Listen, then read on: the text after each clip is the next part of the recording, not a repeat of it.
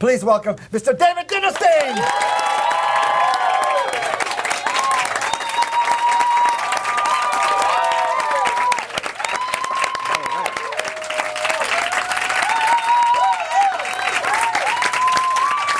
I mean, I just want to say that applause might be better than the one we received at the Academy Awards.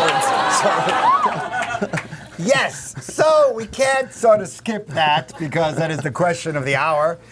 For those of you who may be aware of the slap, Chris Rock was there to introduce the Best Documentary Feature, which this gentleman won. But of course, it was like a plane crash just before. So can you share with us a little bit, what was it like when that happened? I mean, what was going on? It's pretty wild. It was a surreal experience, the whole awards show was. I don't really think about it. I think about the moment in which we experienced sheer joy of winning that Academy Award. I mean, their problems are their problems, and hopefully, enough's enough, and we sort of move on. All I know is that myself, my producers, and Questlove were able to take home an Oscar. It was an amazing experience, and we finished the week. And then, what would you like to say if you had another chance to speak? I wanted to thank everyone who sort of helped along the way, but I really wanted to dedicate the award to the people from Harlem itself. Wow. I want to ask you, who helped you?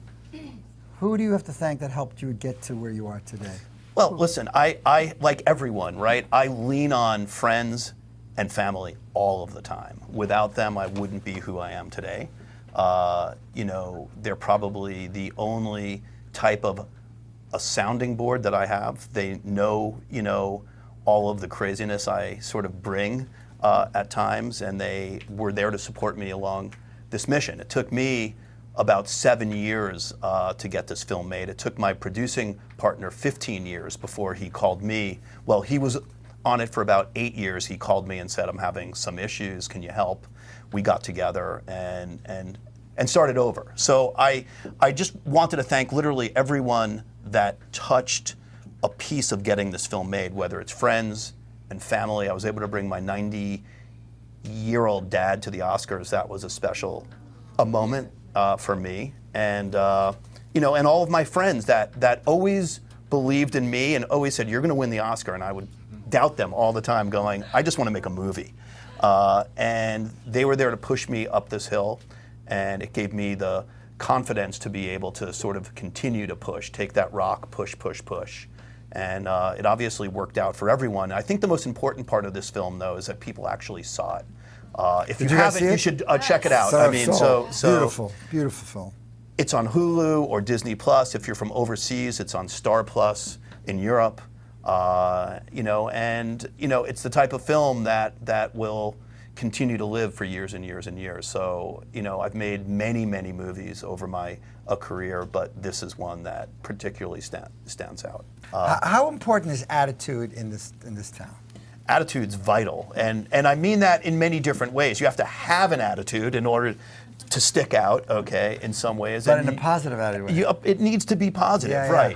right. But This town, I would say the currency of this town is all about energy. Yeah.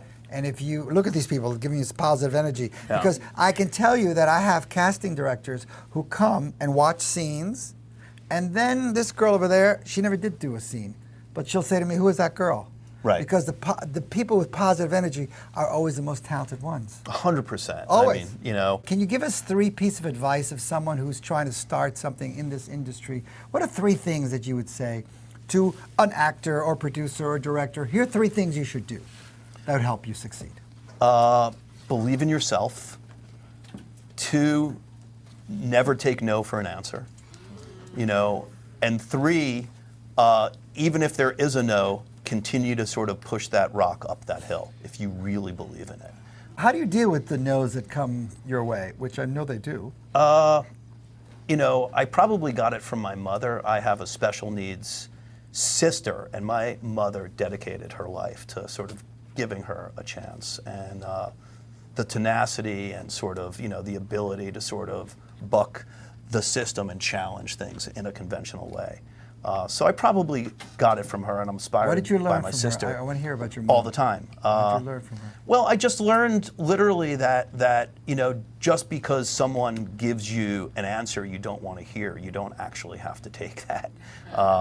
It just makes you want to sort of drive things a little further. It may be more challenging, and it may take years off of your life, but if you believe in it, it's something you have to do. So I think that gave me the will to sort of do things. And I'm also I feel like I've learned how to be positive, and in some ways my career, I believe I'm a diplomat, and I think what I mean by that is I try and get things done in sort of a way where people feel good about themselves. I may not take no for an answer, but I understand that you can't necessarily do one thing by yourself. It does take a team in this business. Yeah. So you have to be convincing, and you have to be able to give a little bit in order to get a little bit. Well, it's all about diplomacy. My teacher once told me that the most important quality is learning how to get along with other people, learning how to work with them. And that's a skill too. It really is. Some people don't know. Some people go like, this is who I am. You're going to push people away. Yeah.